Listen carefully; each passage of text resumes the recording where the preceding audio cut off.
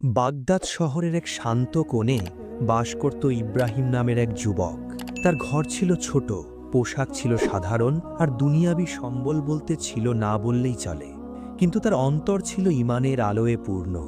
মানুষের চোখে সে ছিল দরিদ্র, অথচ আল্লাহর উপর ভরসায় সে ছিল অগাধ সম্পদের অধিকারী।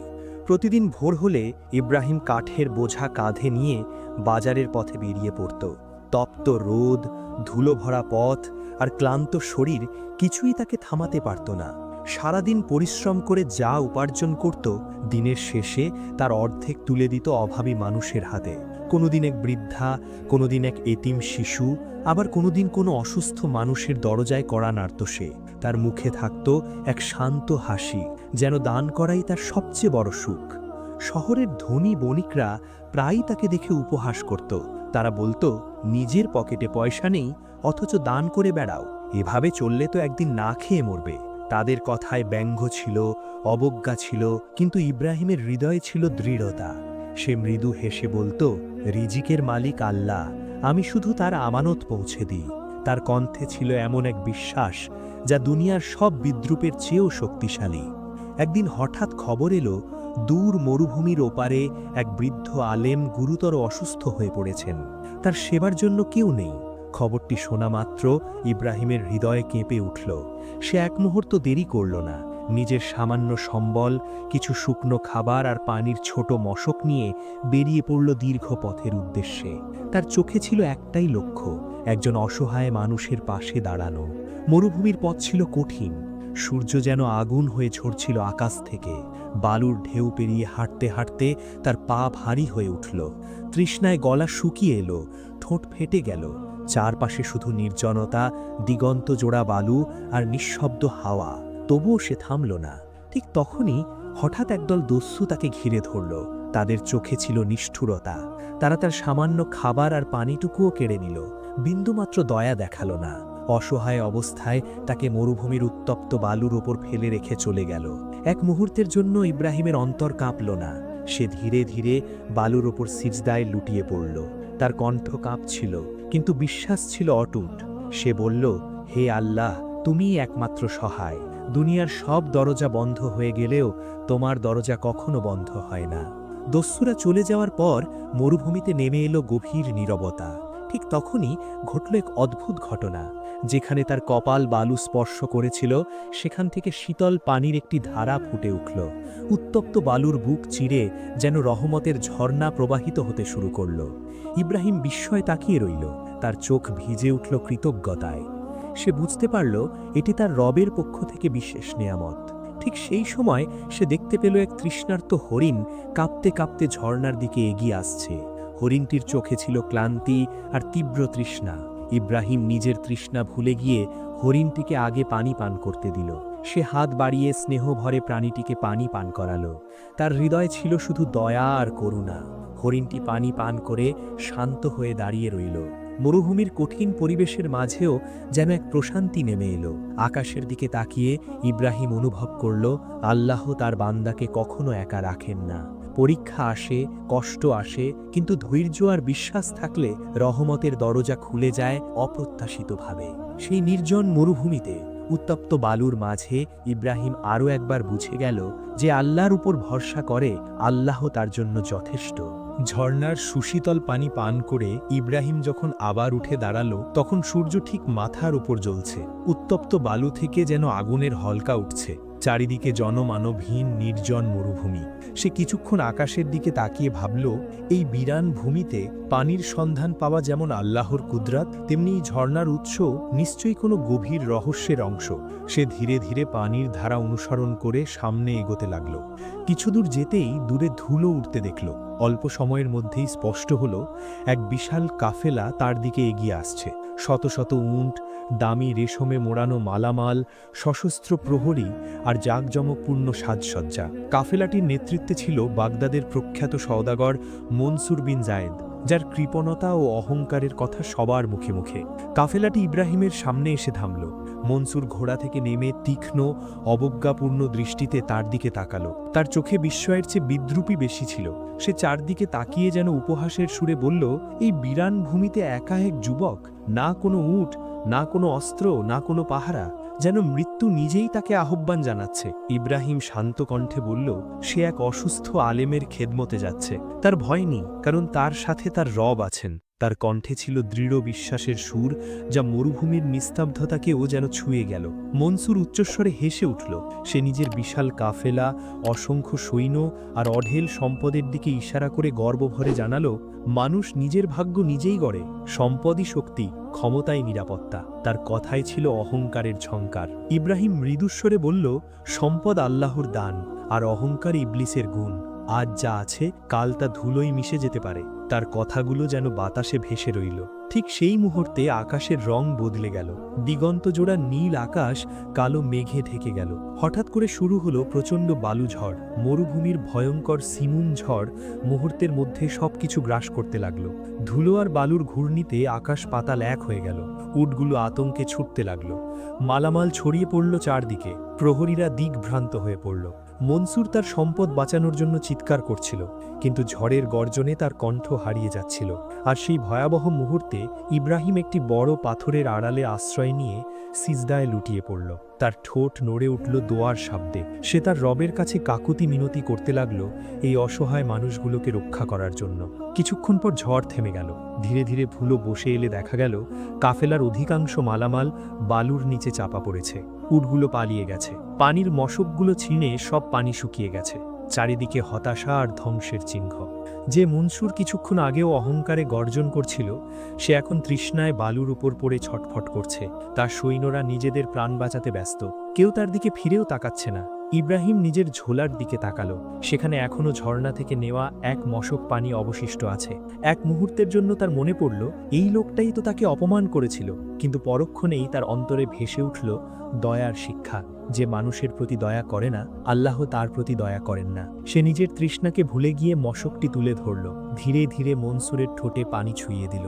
এক ফোঁটা পানি যেন নতুন জীবন হয়ে প্রবাহিত হলো তার শরীরে। পানি পান করে যখন মনসুর চোখ খুলল, সে দেখল যাকে সে তুচ্ছ করেছিল সেই দরিদ্র যুবক তার মাথা কোলে নিয়ে বসে আছে। তার চোখে কোনো বিদ্বেষ নেই, আছে শুধু মমতা। মনসুরের দু চোখ ভিজে উঠল। সে বুঝতে পারল তার অগণিত স্বর্ণমুদ্রা এই এক ফোঁটা পানির সামনে কত অসহায়। সম্পদ তাকে রক্ষা করতে পারেনি, সৈন্যরা তাকে ছেড়ে গেছে, কিন্তু এক ঈমানদার হৃদয় তাকে বাঁচিয়েছে। সেই নির্জন মরুভূমিতে মনসুরের অন্তর বদলে গেল। তার অহংকার গলে অশ্রু হয়ে ঝরে পড়ল। সে তওবা করল এবং বিনয়ের সাথে ইব্রাহিমের পাশে দাঁড়ালো। দুজন মানুষ, এক সময়ের অহংকারী আর এক বিনয়ী বান্দা, একই পথে হাঁটতে শুরু করল, একটি নতুন বিশ্বাস, নতুন উপলব্ধি আর নতুন জীবনের দিকে। মরুভূমির তপ্ত বালুর ওপর দিয়ে পাশাপাশি হাঁটছে ইব্রাহিম আর এক সময়ের অহংকারী বণিক মনসুর বিন জায়েদ। সূর্যের আগুনে আকাশ লালচে হয়ে আছে, আর উত্তপ্ত বাতাস ধুলো উড়িয়ে তাদের পথকে আরও কঠিন করে তুলছে। মনসুরের দামি রেশমি পোশাক এখন ধূসর হয়ে গেছে। তার গলায় ঝুলে থাকা সোনার হারগুলো ভারী বোঝার মতো লাগছে। সে একসময় সেগুলো খুলে পথের ধুলোয় ফেলে দিতে চাইল, যেন অতীতের অহংকার ঝেড়ে ফেলতে চায়। কিন্তু ইব্রাহিম তার হাত আলতো করে থামালো, শান্ত কণ্ঠে বলল, এগুলো ফেলে দেবেন না। এগুলো এখন অহংকারের প্রতীক নয়, বরং কোনো অভাবী মানুষের মুখে হাসি ফোটানোর উসিলা হতে পারে। মনসুর চুপ করে গেল। সে বুঝতে পারল সম্পদকে ফেলে দেওয়াই ত্যাগ নয়, সঠিক পথে ব্যবহার করাই প্রকৃত পরিবর্তন। সূর্য যখন পশ্চিম আকাশে ঢলে পড়ছে, তখন দিগন্তে এক ছোট কুঁড়ে ঘর চোখে পড়ল। জনমানবহীন মরুভূমির মাঝে এমন একটি ঘর যেন অলৌকিকই মনে হলো। মনসুরের চোখে আশার আলো জ্বলে উঠল, কিন্তু ইব্রাহিমের অন্তরে এক অদ্ভুত শিহরণ জাগল। তার মনে হলো তারা হয়তো তাদের যাত্রার এক গুরুত্বপূর্ণ মোড়ে এসে পৌঁছেছে। কুঁড়ে ঘরের সামনে পৌঁছে তারা দেখল এক বৃদ্ধ মাটির উপর বসে তসবিহ পাঠ করছেন। তার চেহারায় এক প্রশান্ত জ্যোতি, যেন বহু বছরের ইবাদত তার মুখমণ্ডলকে আলোকিত করে তুলেছে। ইব্রাহিম সালাম জানিয়ে বিনয়ের সাথে আশ্রয় প্রার্থনা করল। বৃদ্ধ মাথা তুলে তাকালেন। তার চোখে ছিল গভীর মমতা আর অদ্ভুত এক পরিচিতির ছাপ। তিনি মৃদু হেসে জানালেন তিনি ইব্রাহিমের অপেক্ষায় ছিলেন, আর তার সঙ্গীকেও স্বাগত। কথাগুলো শুনে ইব্রাহিম বিস্ময়ে স্তব্ধ হয়ে গেল। এই নির্জন মরুভূমিতে তার নাম জানলেন কিভাবে? মনসুর ভয়ে আরও সংকুচিত হয়ে দাঁড়িয়ে রইল। বৃদ্ধ তাদের ভেতরে নিয়ে গেলেন। ঘরটি ছিল অত্যন্ত সাদামাটা, মেঝেতে একটি মাদুর ছাড়া আর কিছুই নেই। তিনি তাদের সামনে এক বাটি দুধ আর সামান্য কিছু খেজুর রাখলেন। সারাদিনের ক্ষুধায় ক্লান্ত মনসুর দ্রুত খেতে চাইল, কিন্তু সে দেখল ইব্রাহিম আগে দোয়া পড়ছে এবং খুব অল্প খেয়ে বাকিটুকু তার দিকে বাড়িয়ে দিচ্ছে। এই দৃশ্য দেখে বৃদ্ধ গভীর স্বরে বললেন যে নিজের ক্ষুধার উপর অন্যের প্রয়োজনকে প্রাধান্য দেয়, তার জন্য আসমানে বিশেষ সম্মান নির্ধারিত থাকে। খাওয়া শেষ হলে ইব্রাহিম বিনয়ের সাথে জানালো সে এক অসুস্থ আলেমের খোঁজে এসেছে। বৃদ্ধ দীর্ঘশ্বাস ফেলে জানালেন সেই অসুস্থ ব্যক্তি আর কেউ নন, তিনি নিজেই। তবে তার দেহের অসুস্থতার চেয়েও বড় ছিল মানুষের অন্তরের অসুখ। আল্লাহ ইব্রাহিমের নিয়তের বরকতে তাকে সুস্থতা দান করেছেন। যখন ইব্রাহিম বাড়ি থেকে বেরিয়েছিল তখনই তার এই যাত্রা কবুল হয়ে গেছে। ইব্রাহিম আবেগে আপ্লুত হয়ে বৃদ্ধের হাত চুম্বন করল, কিন্তু পরের কথাগুলো তাদের হৃদয় কাঁপিয়ে দিল। মরুভূমির গভীরে এক গ্রাম আছে যেখানে মানুষ পানির অভাবে কষ্ট পাচ্ছে। বহু বছর ধরে এক প্রাচীন কুয়া শুকিয়ে আছে।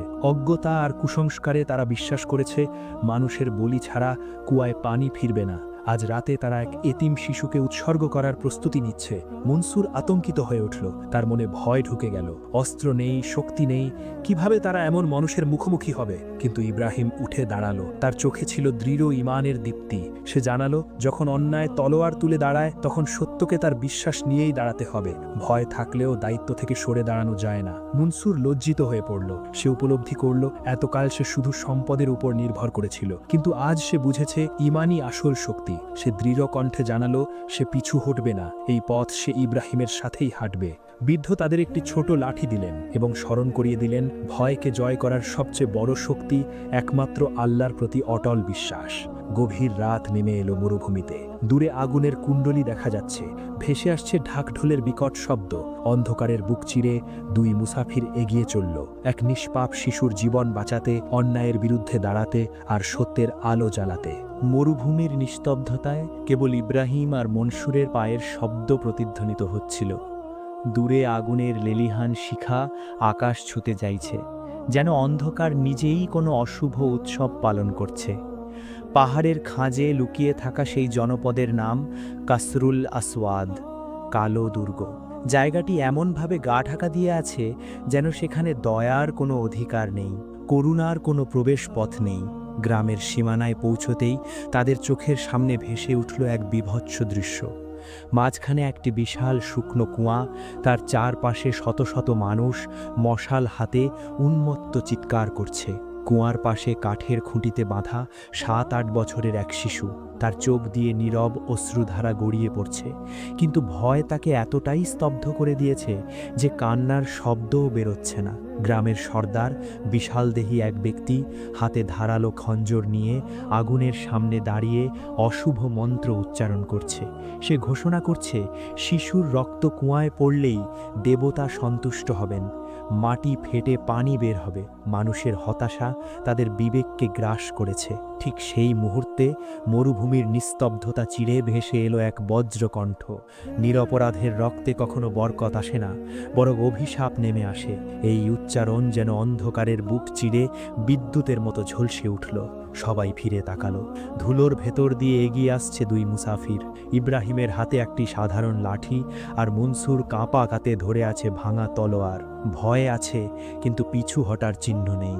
সর্দার অট্টহাসিতে ফেটে পড়ল। 10 বছর ধরে শুকনো কুয়া, তৃষ্ণায় মৃত মানুষ আর পশু, এই হতাশাই তাদের এই নিষ্ঠুর বিশ্বাসে ঠেলে দিয়েছে। তারা বলল এছাড়া আর কোনো পথ নেই। ইব্রাহিম নির্ভীকভাবে কুয়ার পাড়ে গিয়ে দাঁড়ালো। সে জানালো রিজিক আর বৃষ্টির মালিক একমাত্র আল্লাহ। পাথর আর মূর্তি কারো তৃষ্ণা মেটাতে পারে না।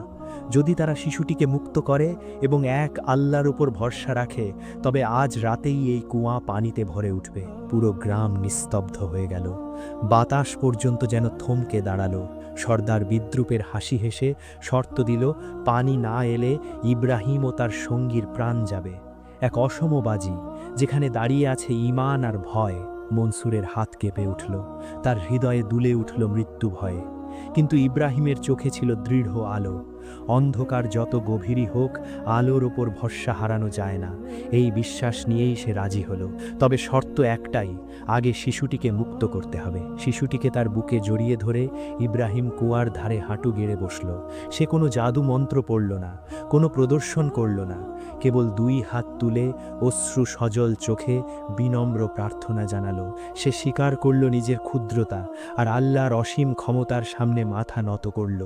সে প্রার্থনা করল এই পথভ্রষ্ট মানুষগুলোকে সত্যের আলো দেখাতে, নিষ্পাপ প্রাণের বিনিময়ে যেন মাটি না রাঙে। মুহূর্তগুলো দীর্ঘ হয়ে উঠল, নিস্তব্ধতা ভারী হয়ে ঝুলে রইল আকাশে। কিছু লোক হাসতে শুরু করল। সর্দার খঞ্জর তুলে এগিয়ে এলো। ঠিক সেই মুহূর্তে আকাশ চিরে এক তীব্র বিদ্যুৎ ঝলসে উঠল। পরিষ্কার আকাশের বুক চিরে একখণ্ড কালো মেঘ কুয়ার ঠিক ওপরে ভেসে এলো। তারপর শুরু হলো বৃষ্টি। আশ্চর্য সেই বৃষ্টি শুধু কুয়ার ভেতরেই পড়ছে। চারপাশ শুকনো, অথচ কুয়ার গভীরে ঝরছে প্রবল ধারা। মাটির গভীর থেকে গর্জনের শব্দ উঠল, যেন বহু বছরের নীরবতা ভেঙে পাহাড়ের বুক ফেটে যাচ্ছে। মুহূর্তের মধ্যে শুকনো কুয়া থেকে স্বচ্ছ শীতল পানি হুড়মুড় করে উপচে উঠল। সেই পানি ছাপিয়ে গ্রামের শুকনো নালাগুলোতে ছড়িয়ে পড়ল, ধুলো ধুয়ে দিল, তৃষ্ণা মিটিয়ে দিল, হতাশার আগুন নিভিয়ে দিল। মানুষ মশাল ফেলে পানির দিকে দৌড়ে গেল। কেউ কাঁদছে, কেউ পানি হাতে তুলে মুখে দিচ্ছে, কেউ বিস্ময়ে আকাশের দিকে তাকিয়ে আছে। সর্দার তার খঞ্জর ফেলে দিয়ে ইব্রাহিমের পায়ে লুটিয়ে পড়ল। তার কণ্ঠে আর অহংকার নেই, আছে অনুতাপ। ইব্রাহিম তাকে টেনে তুলল। ক্ষমার মালিক সে নয়, মহান আল্লাহ। মাথা নত করতে হলে কেবল তার সামনেই করতে হবে। সেই রাতেই কালো দুর্গের অন্ধকার হৃদয়ে আলো জ্বলে উঠল। মানুষ মূর্তির সামনে নয়, এক আল্লাহর সামনে মাথা নত করল। মনসুর নীরবে সবকিছু দেখছিল। সে উপলব্ধি করল, ধন সম্পদ দিয়ে যা কখনো অর্জন করা যায় না, তা অর্জিত হয় সত্যিকারের ঈমান, ত্যাগ আর এক ফোঁটা অশ্রু ভেজা দোয়ায়। মরুভূমির বুকেও তখন প্রস্ফুটিত হল আশার এক নতুন সকাল। কাসরুল আসওয়াদ আর আগের সেই অন্ধকারের দুর্গ নেই। যেখানে একসময় রক্তের উন্মাদনা আর কুসংস্কারের ধোঁয়া উঠত, সেখানে এখন ভোরের শিশিরের মতো নেমে এসেছে রহমত। শুকনো কুয়ার পাশে মানুষ ভিড় করছে পানি তুলতে, কিন্তু তাদের চোখে এখন শুধু তৃষ্ণা নিবারণের আনন্দ নয়, আছে এক নতুন বিশ্বাসের দীপ্তি। সারা রাত ধরে তারা ইব্রাহিমের চারপাশে বসে দিনের কথা শুনেছে। যে সর্দার অল্পক্ষণ আগেও নিষ্পাপ রক্ত চাইছিল, সে এখন মাথা নিচু করে সাধারণ এক মানুষের মতো বসে আছে। তার চোখে অনুতাপ আর শান্তির অশ্রু। তবু ইব্রাহিমের অন্তর বলছিল তার সফর এখানেই শেষ নয়। বৃদ্ধ আলেমের কুঁড়েঘর থেকে পাওয়া সেই লাঠিটি তার হাতে নীরবে সামছিল যেন। এটি আর শুধু একটি লাঠি নয়, বরং এক অদৃশ্য দায়িত্বের ইঙ্গিত। মনে হচ্ছিল সামনে আরও কোনো আহ্বান অপেক্ষা করছে। ভোরের আলো ফুটতে না ফুটতেই ইব্রাহিম বিদায়ের প্রস্তুতি নিল। আকাশ তখন গাঢ় নীল থেকে ধীরে ধীরে সোনালি হয়ে উঠছে। মনসুর বিন জায়েদ তার পাশে দাঁড়িয়ে, কিন্তু সে আর আগের সেই অহংকারী বণিক নয়। তার দামি পোশাক এখন গ্রামের এক দরিদ্র বৃদ্ধের গায়ে। নিজে সে সাধারণ এক চাদর জড়িয়ে নিয়েছে। তার চোখে আর গর্বের আগুন নেই, আছে বিনয়ের কোমল আলো। মনসুর কাঁপা কণ্ঠে জানালো সে তার সব সম্পদ এতিমদের জন্য দান করার অঙ্গীকার করেছে। সে ইব্রাহিমের সাথে পথ চলা চাইছে, আল্লাহর পথে একজন মুসাফির হতে চাইছে। ইব্রাহিম মৃদু হেসে তাকে বোঝালো, আল্লাহর পথ শুধু মরুভূমির বালুতটে নয়, মানুষের হক আদায় করার মধ্যেও আছে। ইনসাফ আর সততার সাথে ব্যবসা করা, মানুষের পাশে দাঁড়ানো, সেটাই হবে তার প্রকৃত সংগ্রাম, তার বড় জিহাদ। এরপর তারা আবার সেই রহস্যময় কুঁড়েঘরের দিকে রওনা হল। বৃদ্ধ আলেম আগের মতোই শান্তভাবে বসেছিলেন, তবে তার মুখমণ্ডল যেন আরও উজ্জ্বল হয়ে উঠেছে। ইব্রাহিমকে দেখে তিনি প্রশান্ত হাসি হাসলেন, বললেন, একটি শিশুর জীবন রক্ষা শুধু একটি প্রাণ বাঁচানো নয়, বরং একটি জনপদের ভবিষ্যৎ রক্ষা করা। লাঠিটির কাজ শেষ হয়েছে, কিন্তু দায়িত্ব শেষ হয়নি। বৃদ্ধ তাকে কাছে টেনে কানে কানে এমন একটি কথা বললেন যা শুনে ইব্রাহিমের চোখ ভিজে উঠল। মনসুর দূর থেকে দেখল, কিন্তু শুনতে পেল না। তারপর বৃদ্ধ একটি পুরনো পাণ্ডুলিপি তার হাতে তুলে দিলেন, বললেন, মানুষের অন্তর জয় করার পথ এতে লেখা আছে। তলোয়ার দিয়ে রাজ্য দখল করা যায়, কিন্তু আখলাক দিয়ে জয় করা যায় মানুষের রূহ। সময় এলো বিদায়ের। দূরে কয়েকটি ঘোড়া নিয়ে কাফেলার কিছু মানুষ ফিরে এসেছে মনসুরকে নিয়ে যাওয়ার জন্য। মনসুর এগিয়ে এসে ইব্রাহিমকে শক্ত করে জড়িয়ে ধরল। তার কণ্ঠ ভারী হয়ে এলো। সে জানালো সে ফিরে যাচ্ছে, কিন্তু তার হৃদয়ের এক অংশ এখানে রেখে যাচ্ছে। ইব্রাহিম তাকে স্মরণ করিয়ে দিল, বিপদে মানুষের নয়, কেবল আল্লাহর ওপরই ভরসা রাখতে হয়। মানুষ কেবল উসিলা। ধীরে ধীরে মনসুরের কাফেলা দিগন্তে মিলিয়ে গেল। চারিদিক আবার নীরব হয়ে এলো।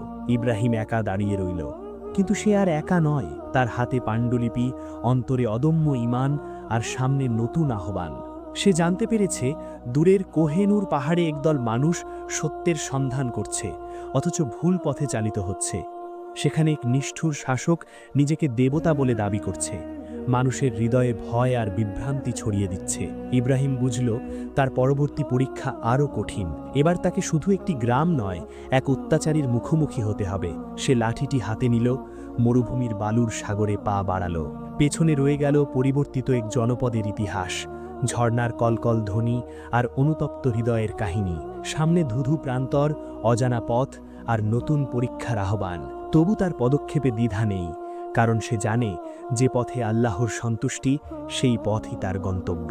ইব্রাহিম যখন বালুকাময় দিগন্তের দিকে পা বাড়াল, তখন তার পেছনে ফেলে আসা গ্রামটি রহমতের বৃষ্টিতে ভিজছিল। আকাশ যেন তাকে বিদায় জানাচ্ছিল অশ্রুসিক্ত দোয়ায়। কিন্তু সামনে যে পথ, তা আগের চেয়েও অনেক বেশি কণ্টকাকীর্ণ। বাতাসের শোঁ শোঁ শব্দে ভেসে আসছিল অশুভ ইঙ্গিত, যেন পাহাড়ের বুক চিরে কোনো অত্যাচারের দীর্ঘশ্বাস উঠছে। কয়েকদিন টানা হাঁটার পর সে এসে দাঁড়ালো এক বিশাল পাহাড়ের পাদদেশে। এই পাহাড়ের নাম কোহেনুর। নামের অর্থ আলোর পাহাড়, অথচ বাস্তবে এটি ছিল অন্ধকারের দুর্গ। চূড়ায় দাঁড়িয়ে আছে বিশাল পাথুরে প্রাসাদ। সেখান থেকেই পুরো উপত্যকাকে শাসন করে জালিম সম্রাট সাদ্দাদ বিন আদ। সে নিজেকে শুধু রাজা নয়, বরং পৃথিবীর ঈশ্বর বলে ঘোষণা করেছে। তার রাজ্যে আজান বন্ধ, ইবাদত নিষিদ্ধ, সিজদা শুধু তার মূর্তির সামনে। পাহাড়ের নিচে একটি জীর্ণ কুটিরে আশ্রয় নেয় ইব্রাহিম। সেখানে বসবাস করেন এক বৃদ্ধা, যার চোখ কান্নায় প্রায় অন্ধ। তিনি ইব্রাহিমের কপালের সিজদার চিহ্ন দেখে আতঙ্কে কেঁপে ওঠেন। কাঁপা কণ্ঠে বলেন, এখান থেকে চলে যেতে। এই পাহাড়ের বাতাসও অভিশপ্ত। প্রহরীরা যদি ঈমানের চিহ্ন দেখে, তবে জীবন্ত কবর দিতেও দ্বিধা করবে না। ইব্রাহিম শান্তভাবে তাকে পানি পান করায়। তার কণ্ঠে ছিল প্রশান্ত দৃঢ়তা। সে বলে, যেখানে অন্ধকার সবচেয়ে গভীর, সেখানেই প্রদীপের প্রয়োজন সবচেয়ে বেশি। সে ভয় নিয়ে আসেনি, সে এসেছে আল্লাহর ভালোবাসা নিয়ে। বৃদ্ধা কান্নায় ভেঙে পড়েন। তার একমাত্র ছেলে ইউসুফ বন্দী রয়েছে সেই দুর্গের অন্ধকার কারাগারে, কারণ সে সম্রাটের মূর্তির সামনে মাথা নত করতে অস্বীকার করেছে। এখন সে মৃত্যুর অপেক্ষায় দিন গুনছে। পরদিন সকালে শুকনো এক টুকরো রুটি খেয়ে ইব্রাহিম পাহাড়ের চূড়ার দিকে যাত্রা করে। তার হাতে রয়েছে সেই পাণ্ডুলিপি, যা কেবল কাগজ নয়, সত্যের আহ্বান। দুর্গের বিশাল ফটকে পৌঁছতেই প্রহরীরা তাকে ঘিরে ধরে। তারা জানতে চায় সে কোনো নজরানা এনেছে। ইব্রাহিম বলে, সে এক মহান সম্রাটের পক্ষ থেকে বার্তা নিয়ে এসেছে। দরবারে সোনার সিংহাসনে বসে আছে সাদ্দাদ, চারপাশ ঝলমলে রত্নে ভরা, কিন্তু তার চেহারায় করুণা নেই, আছে অহংকারের ছাপ। ইব্রাহিমকে দেখে সে তাচ্ছিল্য করে, জানতে চায় কোন দেশের রাজদূত সে। ইব্রাহিম বুক সোজা করে দাঁড়ায়, তার চোখে ভয় নেই। সে জানায় সে সেই সত্তার পক্ষ থেকে এসেছে যার ইশারায় মহাবিশ্ব চলে। প্রশ্ন তোলে, যদি সে সত্যিই ঈশ্বর হয়, তবে কি সে মৃতকে জীবিত করতে পারে? সে কি সূর্যের গতিপথ নির্ধারণ করতে পারে? দরবারে নেমে আসে নিস্তব্ধতা। সাদ্দাদ রাগে কাঁপতে থাকে, তার অহংকারে আঘাত লাগে। সে আদেশ দেয় ইব্রাহিমকে কারাগারে নিক্ষেপ করতে, সেই যুবকের পাশে যে তার সামনে সিজদা করতে অস্বীকার করেছিল। মাটির নিচের অন্ধকার কুঠুরিতে শিকলবদ্ধ হয় ইব্রাহিম। বাতাস ভারী, দুর্গন্ধে ভরা। এক কোণে পড়ে আছে কঙ্কালসার এক যুবক, সে ইউসুফ। দুর্বল কণ্ঠে সে জানতে চায় কেন ইব্রাহিম এখানে এসেছে। তারা তাকে হত্যা করবে। ইব্রাহিম তার হাত ধরে, তার কণ্ঠে শান্ত আশ্বাস। সে বলে, এক সময় ইউসুফ নামের আরেকজনকেও কারাগারে যেতে হয়েছিল, কিন্তু সেই কারাগারই হয়েছিল তার বিজয়ের সূচনা। ধৈর্য ধরতে হবে। অন্ধকার যত ঘন হয়, ভোর তত নিকটবর্তী হয়। কারাগারের অন্ধকারে দুজন মানুষের নিঃশ্বাস মিশে যায়। উপরে জালিম সম্রাট তার ক্ষমতার নেশায় মত্ত, কিন্তু ইতিহাস জানে সিংহাসন চিরস্থায়ী নয়। সত্যকে শিকল দিয়ে বাঁধা যায় না। যে প্রদীপ জ্বলে ওঠে আল্লাহর নামে, তাকে কোনো ঝড় নিভিয়ে দিতে পারে না। কোয়েনুরের পাথুরে দেয়াল হয়তো এখনও অটল দাঁড়িয়ে আছে, কিন্তু সেই দেয়ালের ভেতরেই জন্ম নিচ্ছে এক অদৃশ্য বিপ্লব। কারণ সত্য যখন বন্দী হয়, তখনই তার মুক্তির সূচনা লেখা হয়ে যায় আসমানের পাতায়। দুর্গের স্যাঁতসেঁতে কালকুঠরিতে এখন পাশাপাশি বসে আছে ইব্রাহিম আর ইউসুফ। বাইরে টহল দিচ্ছে সম্রাটের সবচেয়ে নিষ্ঠুর প্রহরীরা। চারদিকে ঘন অন্ধকার, পচা গন্ধ আর শিকলের ঝনঝন শব্দ। কিন্তু সেই অন্ধকারের মাঝেও ইব্রাহিমের হৃদয়ে নূর যেন আলোর মতো ছড়িয়ে পড়ছে। সে নিচু স্বরে পবিত্র কোরআনের আয়াত তিলাবাত করছে, আর ইউসুফের কাঁধে হাত রেখে তাকে ধৈর্যের কথা মনে করিয়ে দিচ্ছে। গভীর রাত, পুরো দুর্গ ঘুমে আচ্ছন্ন। হঠাৎ মাটির নিচ থেকে এক অদ্ভুত কম্পন অনুভূত হল, যেন জমিন নিজেই অস্থির হয়ে উঠেছে। ইব্রাহিম বুঝতে পারল আল্লাহ তাআলারও ধৈর্যের এক সীমা আছে। যখন জুলুম সীমা ছাড়িয়ে যায়, তখন আসমানি ফয়সালা নেমে আসে নিঃশব্দে কিন্তু নিশ্চিতভাবে। ইউসুফ তৃষ্ণায় ছটফট করছিল। প্রহরীরা তাকে এক ফোঁটা পানিও দেয়নি। তার ঠোঁট শুকিয়ে গেছে, কণ্ঠ ভেঙে গেছে। ইব্রাহিম তার ঝোলা থেকে সেই পাণ্ডুলিপিটি বের করল, যা সে বয়ে এনেছে এত দূর পথ। পাণ্ডুলিপিটি স্পর্শ করতেই যেন মৃদু সাদা আলো চারদিকে ছড়িয়ে পড়ল। অন্ধকার কুঠরিতে সেই আলো ছিল আশার মতো। ইব্রাহিম হাত তুলে দোয়া করল। তার কণ্ঠে ছিল বিশ্বাসের গভীরতা, আর অন্তরে ছিল পূর্ণ ভরসা। সে আল্লাহর কাছে প্রার্থনা করল এই অসহায় যুবকের তৃষ্ণা নিবারণের জন্য। হঠাৎ কারাগারের দেয়ালের এক ফাটল দিয়ে টুপটাপ শব্দে পানি ঝরতে শুরু করল। প্রথমে ফোঁটা ফোঁটা, তারপর ছোট্ট একটি ধারা, পরিষ্কার স্বচ্ছ পানি। ইউসুফ বিস্ময়ে তাকিয়ে রইল। কাঁপাফাতে সে সেই পানি পান করল। কয়েক চুমুকেই তার শুকনো মুখে প্রাণ ফিরে এলো। তার চোখ বেয়ে অশ্রু গড়িয়ে পড়ল। সে অনুভব করল বন্দিত্বের ভেতরেও আল্লাহ রহমত পৌঁছে যায়। ভোর হতেই দুর্গের ভেতর চিৎকার আর কান্নার রোল পড়ে গেল। সৈন্যদের মধ্যে এক অদ্ভুত রোগ ছড়িয়ে পড়েছে। কেউ হঠাৎ অন্ধ হয়ে যাচ্ছে, কারো শরীরে বড় বড় ফোস্কা উঠছে। চিকিৎসকরা দিশেহারা, কোনো ওষুধ কাজ করছে না। সম্রাট সাদ্দাদ তার সোনার সিংহাসনে বসে অস্থির হয়ে উঠল। তার গায়ে থাকা সোনার অলঙ্কারগুলো যেন আগুনের মতো গরম হয়ে উঠেছে। সে ক্রুদ্ধ কণ্ঠে জানতে চাইল এই অভিশাপ তার রাজ্যে কে ডেকে এনেছে। তার উজির ভয়ে কাঁপতে কাঁপতে ইঙ্গিত করল সেই বন্দী যুবকের দিকে, যাকে আগের রাতেই কারাগারে নিক্ষেপ করা হয়েছে। অসহায় হয়ে সম্রাট আদেশ দিল ইব্রাহিমকে দরবারে হাজির করতে। শিকলবদ্ধ অবস্থায় ইব্রাহিম যখন দরবারে প্রবেশ করল, তখন আর আগের সেই দম্ভ নেই। সিংহাসনে বসা মানুষটি যন্ত্রণায় কাতর, চোখে স্পষ্ট ভয়।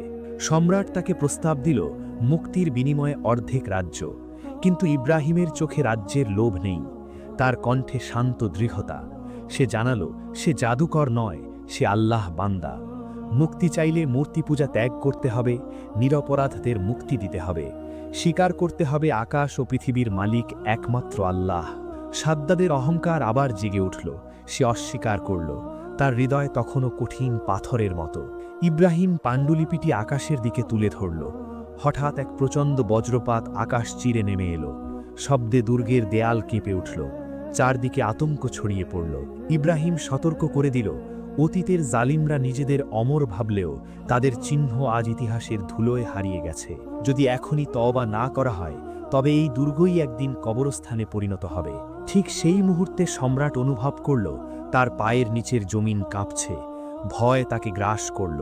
সে বন্দীদের মুক্তি দেওয়ার আদেশ দিল, কিন্তু তার অন্তর তখনও পরিবর্তিত হয়নি।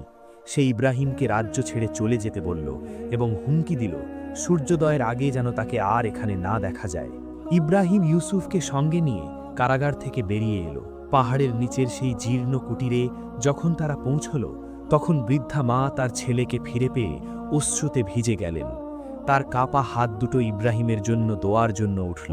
তার চোখে ছিল কৃতজ্ঞতার আলো। ইউসুফ জানতে চাইল সামনে কি পথ। সাদ্দাদ নিশ্চয়ই প্রতিশোধ নেবে। ইব্রাহিম দিগন্তের দিকে তাকালো। তার দৃষ্টিতে ছিল অটল বিশ্বাস। আল্লাহ জমিন বিস্তৃত, যেখানে জুলুম আছে সেখানে হকের দাওয়াত পৌঁছে দিতে হবে। তার সফর থামেনি, বরং এখনই শুরু। ইব্রাহিম যখন ইউসুফকে তার মায়ের কোলে ফিরিয়ে দিয়ে পাহাড়ের ঢাল বেয়ে নিচে নামছিল, তখন তার কানে ভেসে আসছিল দুর্গের ভেতরকার আর্তনাদ। সাদ্দাদ বিন আদ তওবার সুযোগ পেয়েও তা হারিয়ে ফেলেছিল। আকাশ লালচে আভায় রঞ্জিত, যেন প্রকৃতি নিজেই বড় কোনো ঘটনার পূর্বাভাস দিচ্ছে। বাতাস ভারী, নীরবতা অস্বাভাবিক। উপত্যকা ছাড়ার কয়েক ঘন্টার মধ্যেই শুরু হলো প্রলয়ঙ্করী ভূমিকম্প। জমিন কেঁপে উঠল, পাহাড় ফেটে গর্জে উঠল। কোহেনুরের সেই বিশাল পাথরে দুর্গ, যা হাজার বছর অটুট থাকার অহংকারে নির্মিত হয়েছিল, মুহূর্তেই তাসের ঘরের মতো ভেঙে পড়ল। ধুলো আর ধ্বংসস্তূপ আকাশ ঢেকে দিল। যে নিজেকে ঈশ্বর দাবি করেছিল, সে নিজের প্রাসাদের ধ্বংসাবশেষের নিচেই চাপা পড়ে গেল। দূর থেকে দাঁড়িয়ে ইব্রাহিম গভীর দীর্ঘশ্বাস ফেলল। মানুষের গড়া প্রাসাদ ধসে যায়, কিন্তু আল্লাহর গড়া সত্য চিরকাল অটুট থাকে। এরপর শুরু হলো এক নতুন যাত্রা। সামনে অনন্ত মরুভূমি, রুক্ষ, নির্জন, নির্মম। বালুর ঢেউগুলো যেন অন্তহীন সমুদ্রের মতো ছড়িয়ে আছে। কয়েক মাইল হাঁটার পর ইব্রাহিম লক্ষ্য করল বালুর ওপর অদ্ভুত কিছু পায়ের ছাপ। না মানুষের, না পরিচিত কোনো পশুর, যেন অদৃশ্য কারো পদচিহ্ন তাকে আহ্বান করছে। সে সেই চিহ্ন অনুসরণ করতে লাগল। দূরে দেখা দিল এক সবুজ মরুদ্যান, খেজুর গাছের ছায়া, স্থির জলাধার, আর তার চারপাশে এক রহস্যময় কাফেলা। উটগুলো অস্বাভাবিক বড় এবং দুধের মতো সাদা। মানুষগুলোর পরনে সাদা জুব্বা, মুখমণ্ডলে প্রশান্তির আলো। তারা বৃত্তাকারে বসে জিকিরে মগ্ন। তাদের কণ্ঠে এমন সুর যা মরুভূমির নীরবতাকেও পবিত্র করে তোলে। কাফেলার দলপতি উঠে দাঁড়ালেন।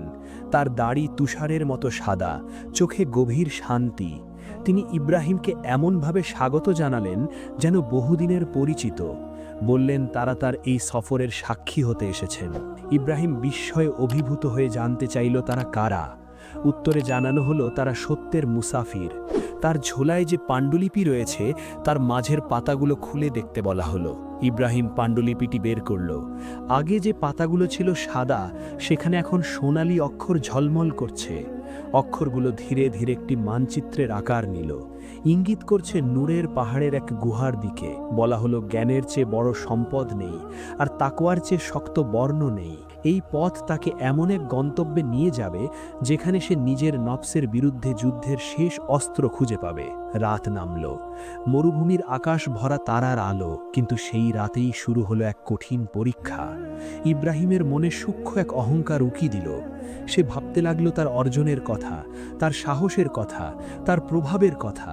মনে হলো হয়তো সে বিশেষ কেউ, হয়তো সে আল্লাহর অতিপ্রিয় বান্দা। ঠিক তখনই পাণ্ডুলিপির সোনালি আলো ম্লান হয়ে কালো হতে শুরু করল। চারপাশের সাদা কাফেলা ধোঁয়ার মতো মিলিয়ে যেতে লাগল। নীরব মরুভূমি তাকে গ্রাস করতে চাইল। ইব্রাহিম বুঝতে পারল এটি বাইরের কোনো শত্রু নয়, এটি তার নিজের নফসের প্রতারণা। সে সঙ্গে সঙ্গে সিজদায় লুটিয়ে পড়ল, চোখ ভিজে গেল অশ্রুতে। সে স্বীকার করল তার অক্ষমতা, তার ক্ষুদ্রতা। যা কিছু ঘটেছে সবই আল্লাহর রহমতে।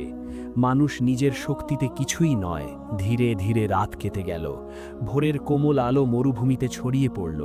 ইব্রাহিম চোখ মেলে দেখল সাদা কাফেলার কোনো চিহ্ন নেই।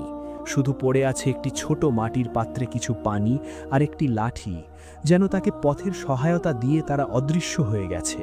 তার পাশে বসে আছে এক ছোট বালক, মুখে সরলতা, চোখে দৃঢ়তা। তার নাম আদিল। সে নিজেকে মরুভূমির এক এতিম বলে পরিচয় দিল। জানালো সে পথ চেনে, সে সেই গুহার পথ চেনে যেখানে নূরের ঝলক দেখা যায়। ইব্রাহিম অনুভব করল আল্লাহ তাকে কখনো একা রাখেন না। এক পরীক্ষার পর আসে নতুন সহচর, নতুন ইশারা। সে আদিলের হাত ধরল। মরুভূমির বিস্তীর্ণ প্রান্তরের দিকে তারা দুজনে এগিয়ে চলল। সামনে অপেক্ষা করছে আরও গভীর সত্য, আরও বড় পরীক্ষা, আর এমন এক গন্তব্য যেখানে মানুষের ইহকাল আর পরকালের রহস্য এক সূত্রে মিলিত হয়।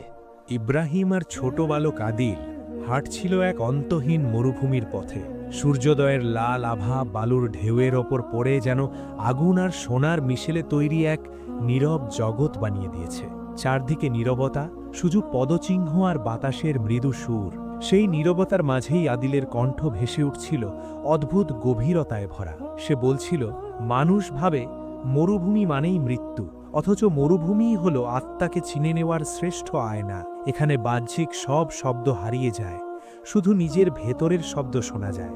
হাঁটতে হাঁটতে তারা পৌঁছালো এক বিশাল কালো পাহাড়ের সামনে। পাহাড়টি এত উঁচু যে মেঘে তার কোল ঘেঁষে উড়ে যাচ্ছে।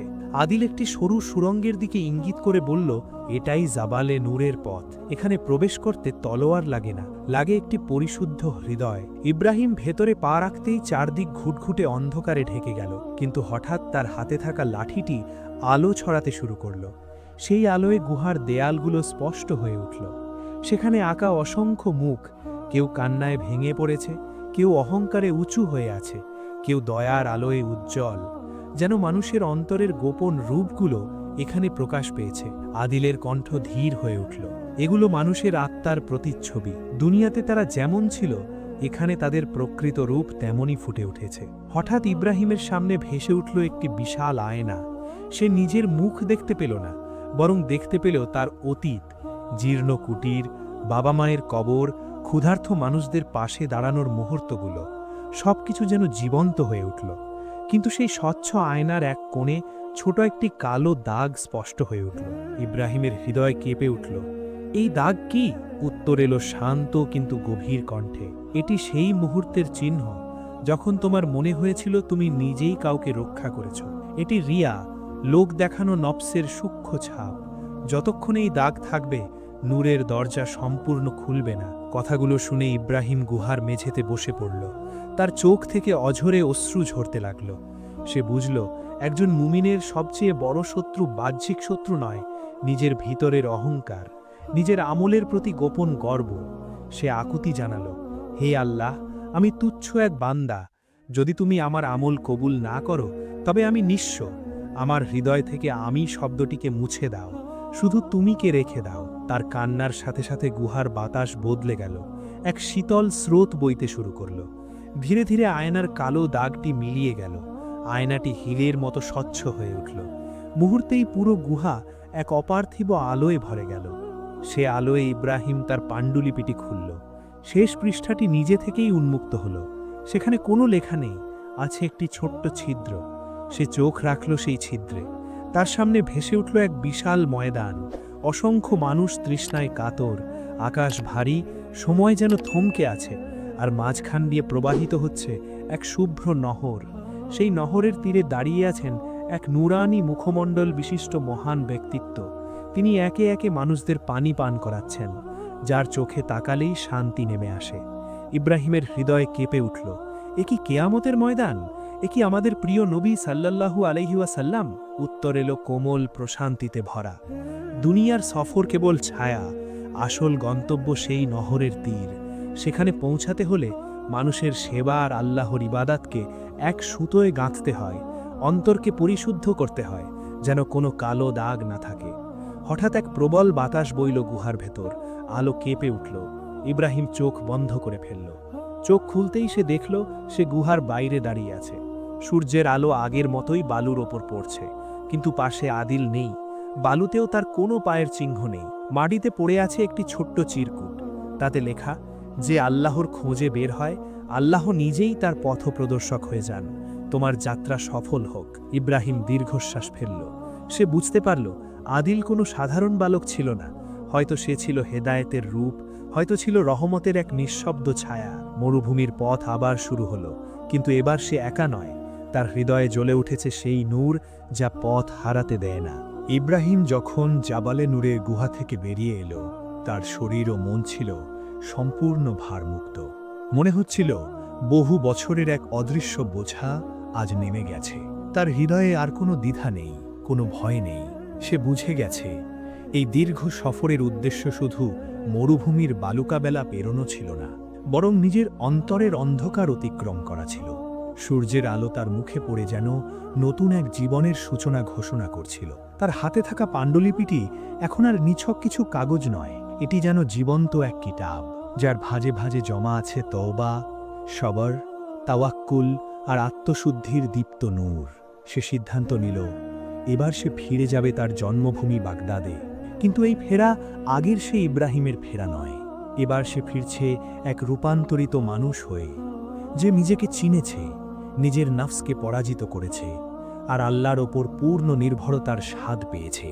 দীর্ঘ কয়েক মাসের পথ চলার পর যখন সে বাগদাদের সিংহদ্বারে পৌঁছাল, তার চোখে ভেসে উঠল বদলে যাওয়া এক শহর।